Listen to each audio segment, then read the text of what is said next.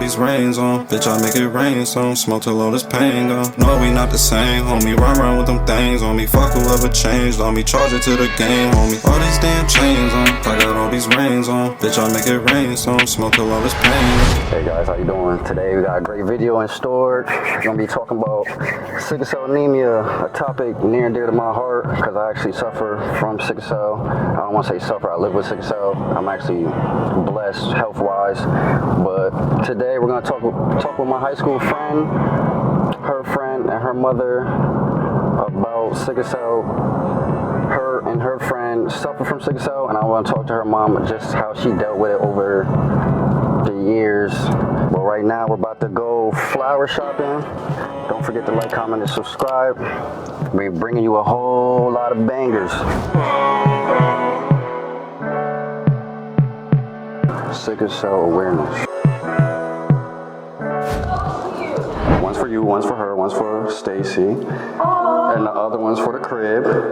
Mom, this is Curtis. Curtis, this is Mama. Mama Dukes. Hey. Hello, how you doing? I'm sorry for being late. I'm great. This is for the house. Oh, thank you. All right, we're back at Miss Cat's Humble Abode. Thank you for having me. Thank you for coming. We're here with my friend since high school, 2013, Viking. That's crazy. Yes. Introduce yourself, Miss. I'm Kayshana, 27. And her friend. Stacy, I'm also 27. And all three of us we live with sickle cell anemia. And Miss Cat is the kind mother of two with sickle cell, with one that is off camera currently. So to explain a little bit, sickle cell anemia is a red blood cell disease where our blood cells, normal people blood cells, are usually shaped in a circular shape, but ours are crescent shaped, more like a half moon. And when the blood travels through the body, blockages can happen because of how the cells are shaped, and that causes a crisis, which is pain in the body. And it could be anywhere: our feet, legs, thighs, arms, neck, anywhere.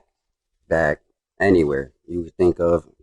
As long as the blood could travel there, that's where pain can happen. I can tell you about my experience. So one type of crisis I had growing up when I was a little kid, my first crisis was called a priapism. Priapism is where my private would be, that's where the crisis would be located, in my private. So basically it would be erect for multiple hours.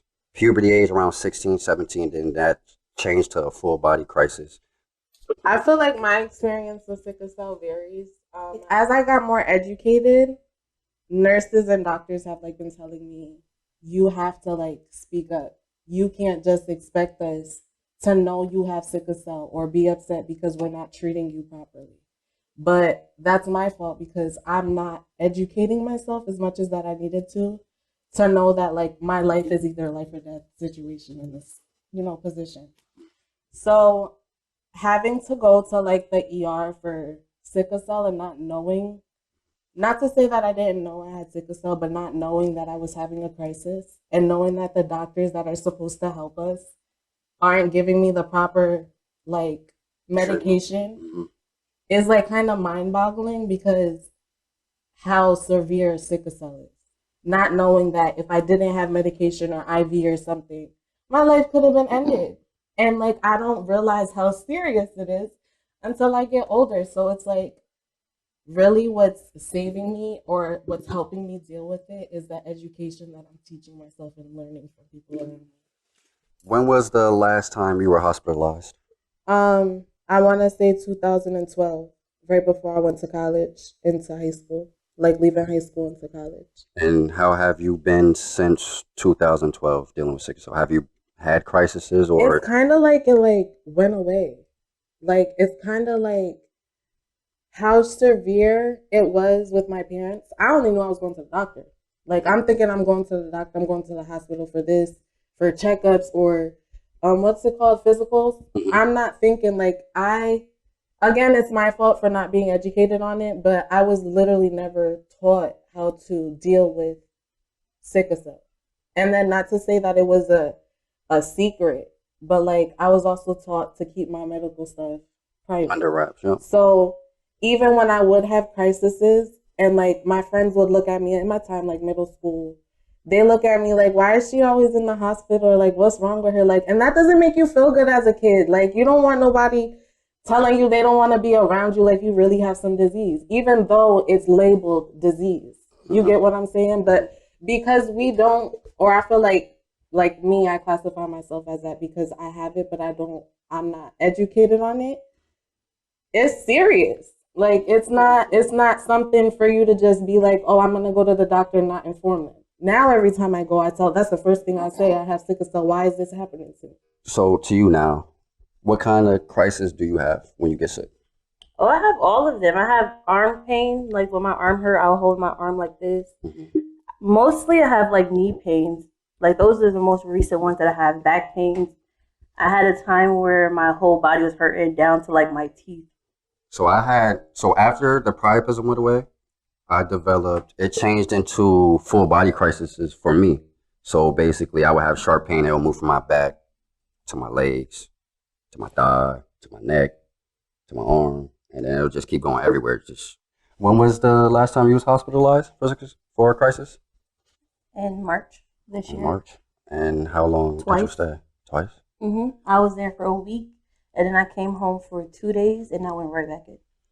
I feel like also, even though we're suffering from a disease, I feel like doctors really are not educated. Yeah, they are not educated at all. It's the new doctor. You can't blame her because the old Stanford Hospital was the good Stanford Hospital. So I'm putting it out there. Okay. And I honestly don't give a holler who here. But the old Stanford Hospital back in that time, they was wonderful. It was on point. The nurses in pediatrics, Sharon and them, I give them the highest praise. They helped my kids through thick and thin when nobody would. When they became an adult, and they built this $95 million hospital right here, it all went down tubes. Because when I brought my kids to the doctor, I brought the one hiding behind camera to the doctor, Ayana Janae Bunzy. She was having a crisis, and this Doogie Howser, y'all probably don't know who he is. He's a young doctor on a TV show. He walked in and he was like, "Oh, we're gonna give her this," and I'm like, "This is what she takes. She take this, and this to get rid of this crisis. I know her pain. She don't come here unless she has to. I know she's gonna stay." They put in the lighting drip. The next day he said, or that next day, that night, he was like, "Take her off, and we're gonna give her medicine by mouth." So she calling me, she crying, she in pain. So, mommy, gotta come out of character. Tell that nurse to call Doogie Howser, tell him to get here now because he's not taking this off of her. You're not taking this off of her. She needs this. He did take it off. Because I have to rub her arm for a half hour to 45 minutes before that medicine kick in. I got to sit there and rub her back and forth while my hand's crippling up. Right? So they went back. I said, call Yale New Haven if they don't know what to do. So he end up coming back and putting the drip on, but then called Yale New Haven.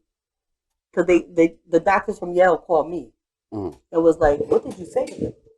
Oh, I told them they're going to put that drip back on. It was about to be something serious at Stanford Hospital. Because these doctors now don't know anything. They don't educate themselves. They're not trying to. They just saying, they think the kid's coming to get high. That's what they think. And I told them already, if I wanted my kids to get high, what parent would? We can do that at home. Y'all gave us the medication at home. It's not working. She's on the morphine drip when she gets hospitalized? No, she's on the Dilaudid drip. She's on, what else you take? It's Dilaudid, oxycodone, Trinidol, Benadryl, definitely oxygen, so make sure you go put the oxygen. And IV, yeah.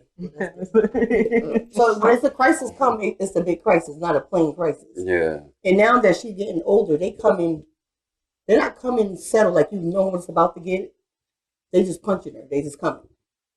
So that's why when you go there, you have to tell them exactly what you want. When Stacy went, I'm telling her, put the nurse on the phone because she didn't let me get to the nurse. Because if I could have got to the hospital, they was gonna see her ASAP because there's no way you're gonna tell her how her pain feels because you're not screaming.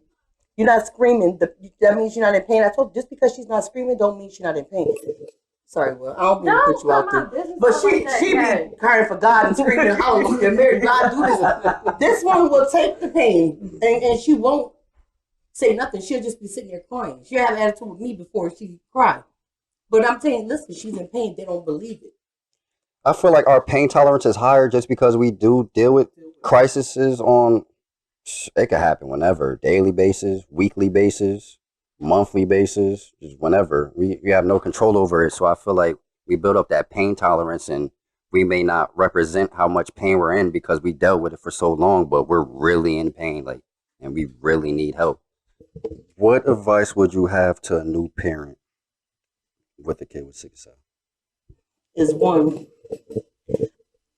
make sure they drink as much water from birth. I don't care when the doctors say kids don't have water. My kids come home to water. They came home to drinking a bottle of milk and a bottle of water. No matter how much they think, the water definitely helps. To stay on the doctors, if they don't pay attention, the doctor not going to pay. If you don't show you got love and care for your kid, there's nobody else going to have it. If you don't show it, they're not going to show it. Because honestly, if I'm going to sit the doctor, oh, it's okay. No, I want to know A. I want to know B. Ask as much questions as possible. I asked so many questions. I think the doctors was tired of me. They started giving me, like, just read these pamphlets. I was like, but before I read that, let me ask you a question. Because at a young age, when I don't know which one was sick. Oh, it was her. I was living in Bridgeport, and she was really sick. She was crying. I'm like, she don't cry like this. Baby never cried. Why is she screaming like that? Took her to the hospital. They told me she had colic. And so I said, no, she's having a crisis. They didn't believe me. She was like 6 months sick, maybe. They was like, this is colic. I said, she hadn't been outside to catch colic. She hadn't been nowhere. She drank tea. Her bottles are warm. No gas in her stomach. I brought her to Stanford Hospital because Bridgeport, St. Vincent Hospital is trash too. And I brought her back to Stanford Hospital, and they kept her in the hospital for 2 weeks. So that's what I'm saying. If one doctor says something, go to the next one because it's definitely true. And when you know your baby, you know they're having a crisis. And I want to say, if you see people with like these traits, don't be mean to them. Like, don't give them a hard time, and really educate yourself about it, because you really won't know if you're saving somebody's life. And I know that's a cliche, but I'm dead serious.